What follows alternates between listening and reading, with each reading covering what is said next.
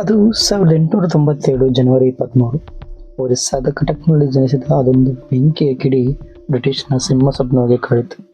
ತಂದೆ ಜಾನಕಿನಾಥ ಬೋಸ್, ತಾಯಿ ಪ್ರಭಾವತಿ ದೇವಿಯ 9ನೇ ಮಗ, ದೇಶಕ್ಕಾಗಿ 11 ಬಾರಿ ಜೈಲು ಸೇರಿದ ವೀರ ಸೇನಾನಿ ಸುಭಾಷ್ ಚಂದ್ರ ಬೋಸ್.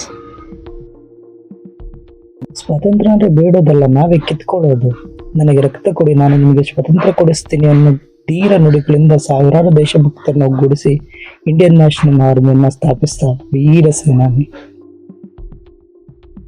ದೇಶ ರಕ್ಷಣೆಗಾಗಿ ಜರ್ಮನಿಗೆ ಹೋಗಿ ಹಿಟ್ಲರ್ನ ಕೂಡ ಮೀಟ್ ಮಾಡ್ತಾರೆ. ಇವರ ಧೈರ್ಯ ಮೆಚ್ಚಿದ ಹಿಟ್ಲರ್ ಅವ್ರಿಗೆ ಸಹಾಯ ಮಾಡೋಕೆ ಒಪ್ಕೊಂತಾನೆ. ದುರಾದೃಷ್ಟವಶಾತ್ 2ನೇ ಮಹಾಯುದ್ಧದಲ್ಲಿ ಹಿಟ್ಲರ್ ಸೋಲ್ಬೇಕಾಗುತ್ತೆ. ಆದರೂ ಧೃತಿಗೆಡದ ಬೋಸ್ರವರು ಸೋವಿಯತ್ ಜೊತೆ ಮಾತುಕತೆಗೆ ಮುಂದಾಗ್ತಾರೆ. ಮೊದಲಿಗೆ ಮಂಚೂರಿಯಾ ತಲುಪಿ ಅಲ್ಲಿಂದ ಸೋವಿಯತ್ ಕಡೆ ಹೋಗೋದಕ್ಕೆ ಪ್ಲಾನ್ ಮಾಡ್ತಾರೆ. ಅವರು ಜಪಾನ್ನ KI-21 ಯುದ್ಧ ವಿಮಾನದಲ್ಲಿ ತಮ್ಮ ಜರ್ನಿ ಸ್ಟಾರ್ಟ್ ಮಾಡ್ತಾರೆ. ಮೊದಲಿಗೆ ಅವರು ಮಂಚೂರಿಯಾ ತಲುಪೋದಕ್ಕೆ ತೈಪೆಯಲ್ಲಿ ವಿಮಾನ ಲ್ಯಾಂಡ್ ಆಗುತ್ತೆ. ತೈಪೆಯಿಂದ ವಿಮಾನ ಟೇಕ್ ಆಫ್ ತಗೊಂಡು ಸ್ವಲ್ಪ ಮುಂದೆ ಹೋಗಬೇಕಾದ್ರೆ ವಿಮಾನದ ಇಂಜಿನ್ನಲ್ಲಿ ಬೆಂಕಿ ಕಾಣಿಸ್ಕೊಳ್ಳುತ್ತೆ.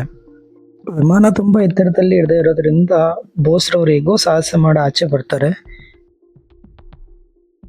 ಅವರ ದೇಹ ಪೂರ್ತಿ ಬೆಂಕಿಯ ಗಾಯಗಳಿಂದ ತುಂಬಿಟ್ಟಿರುತ್ತೆ. ಆದರೆ ಅವ್ರ ಕಣ್ಣಲ್ಲಿ ಸ್ವಾತಂತ್ರ್ಯ ಕಿಡಿ ಹತ್ತಿ ಉರಿತಿರುತ್ತೆ. ಆ ದೃಶ್ಯ ನೋಡಿದ ಜನರು ವಿಮಾನದಿಂದ ಹೊರಬರ್ತಿರೋ ಉರಿಯುವ ಸೂರ್ಯನಂತೆ ಬೋಸ್ರವರು ಕಾಣ್ತಿರ್ತಾರೆ. ಅದಾದ ನಂತರ ಜರ್ಮನಿ ಕನ್ಫರ್ಮ್ ಮಾಡುತ್ತೆ ಬೋಸ್ ಅವರು ವಿಮಾನ ಅಪಘಾತದಲ್ಲಿ ಅವರು ಸಾವನ್ನಪ್ಪಿದ್ರು ಅಂತ. ಆದರೆ ಅವರ ಕೊನೆಯ ಕ್ಷಣಗಳನ್ನು ನಾವಿನ್ನೂ ನಂಬೋಕ್ಕಾಗೋದಿಲ್ಲ. ಇದರ ಬಗೆಗಿನ ಸತ್ಯಾನ್ವೇಷಣೆಗೆ ಆಯೋಗಗಳನ್ನೆಲ್ಲ ನೇಮಿಸಲಾಗುತ್ತೆ. ಕೆಲವು ಆಯೋಗಗಳು ಹೇಳುತ್ತೆ ಬೋಸ್ ಅವರು ಆ ಸಮಯದಲ್ಲಿ ತೀರೋಗ್ತಾರೆ ಅಂತ. ಆದರೆ ಕೆಲವು ಆಯೋಗಗಳು ದೃಢವಾಗಿ ಹೇಳ್ತವೆ ಆ ಸಮಯದಲ್ಲಿ ಬೋಸ್ ಸತ್ತಿಲ್ಲ ಅಂತ. ಜೈ ಹಿಂದ್.